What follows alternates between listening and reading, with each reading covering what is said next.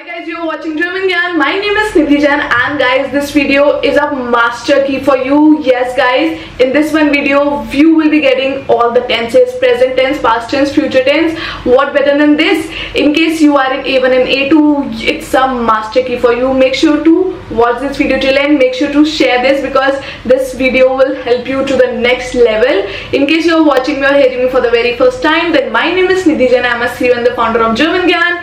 German Gyan provides you online and offline classes. We do provide teacher training program, exam preparation, brush up classes, interview preparation and whatnot. So why to waste time? Enroll with German Gyan and let's get into this video. Let's go! German tenses, Präsens versus Perfekt versus Präteritum. So the first question is, why are these tenses important? So Präsens is the most commonly used tense and it is also used to talk about the future.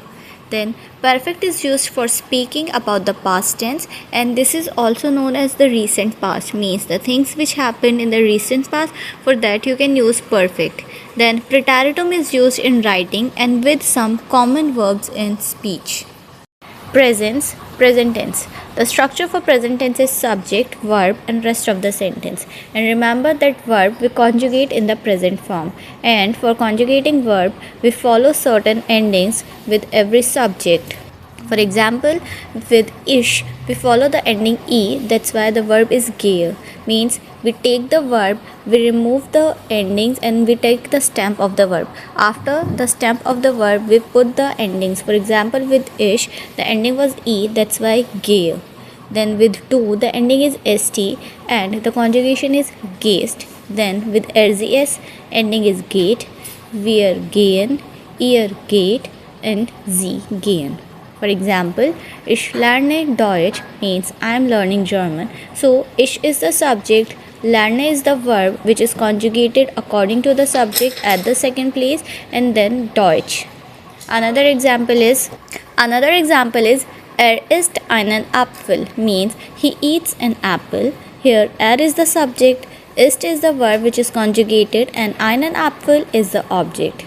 Third example is morgen fahren wir nach München means tomorrow we are going to Munich. So as you can see, the last sentence is in present tense but still we are using it for telling the things which are going to happen in the future. So we can use present tense for this thing as well. Then second tense is the perfect tense, which is also known as present perfect tense in English language. And the sentence structure is, first we write the subject, then the verb haben or sein at the second place, which is conjugated according to the subject at the second place, and that is in present tense. Then we write the other elements of the sentence such as the object, and at the end of the sentence comes the participe soit. Participe soit is the past participle form of the action verb. Now another question rises that what verb we should write at the second place, that is haben or sein. So the rule is, if there is a movement in a sentence or change in state, then at that time use the verb sein at the second place. For example, let's say the verb is gehen. Now if we use the verb gehen in a sentence, then it will definitely going to show a movement, that means from place A to place B. So when there will be a movement, we have to use the verb sein at the second place. So that sein will come according to the subject, and then at the end of the sentence you have to write the past participle of gehen, which is gegangen.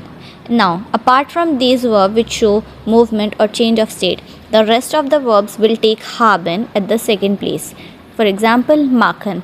Now machen doesn't show any movement from one place to place another, so that's why it will take haben at the second place, and the past participle of machen is gemacht.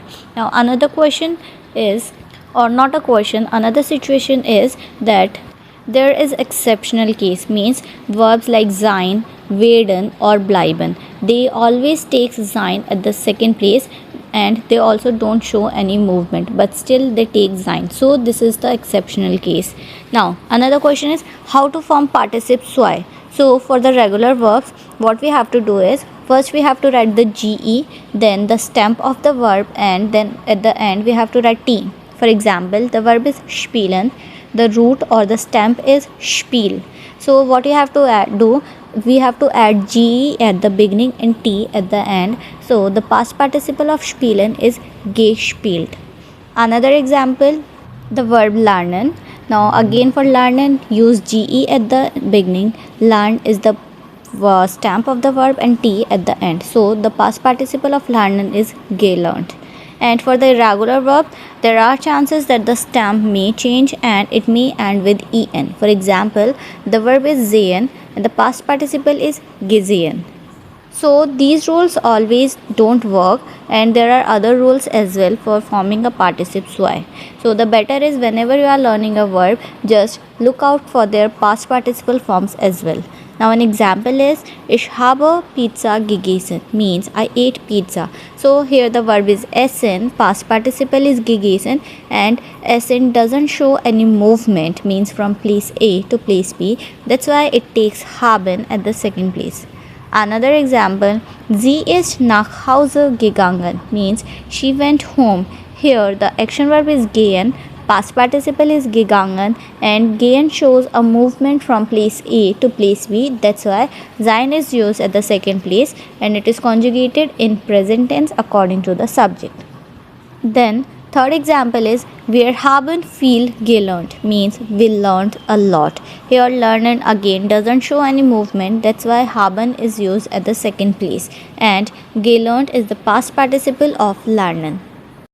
Third tense is the Präteritum tense, which is simple past tense, and the sentence structure of Präteritum is just like present, means first we write the subject, then verb, and then rest of the sentence. Now the only change between present and Präteritum tense is that in present we conjugate the verb in present tense, and now in Präteritum we have to conjugate the verb in Präteritum form. For example, the verb is sein, and the Präteritum form of sein is war. So war is conjugated in Präteritum form. Another verb haben, Präteritum form is hatte. Gehen, ging, sehen, sah, kommen, kam, müssen, musste, wollen, wollte. So that's how you need to learn the Präteritum forms of the verb. And example is ich war gestern müde, means I was tired yesterday.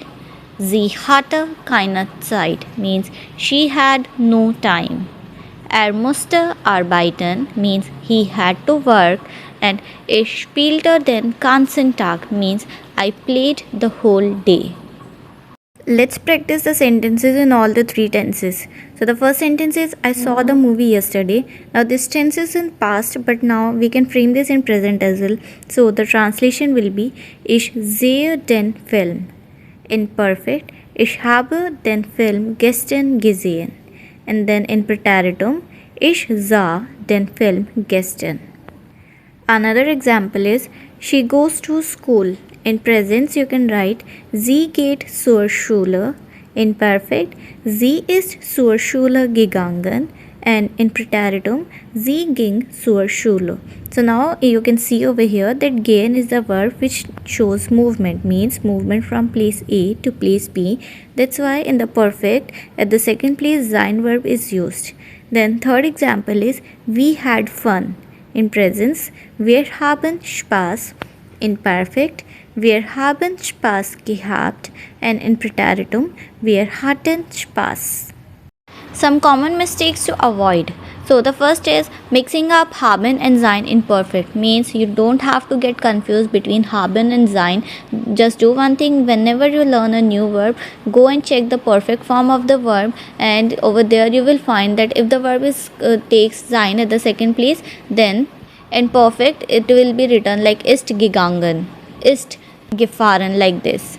And using perfect and written stories. So remember that perfect tense is used in spoken language, that's why you don't have to use perfect while writing stories.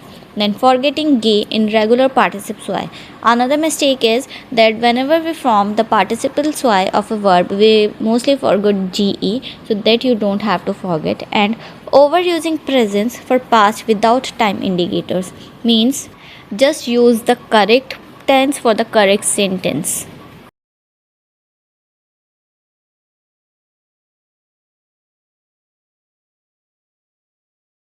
So guys, how was this video. I hope now you are having the master key and you have become the master. Make sure to share this, follow German Gyan, and we'll catch you in the next one. Till then, keep learning German with German Gyan. Take care. Cheers.